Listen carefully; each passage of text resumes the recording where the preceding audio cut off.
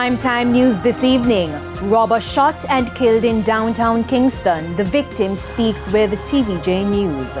Good evening and welcome to Primetime News on air and online at onespotmedia.com, as well as to our viewers on TVJ International in the Cayman Islands. I'm Andrea Chisholm. Also this evening, Shadow or Duppy. Political commentators react to new shadow cabinet. And trouble afoot. Mother contemplates legal action after her son fell into a manhole on the compound of the University Hospital of the West Indies. There's also sports and weather this newscast, so stay with us. Details right after the break.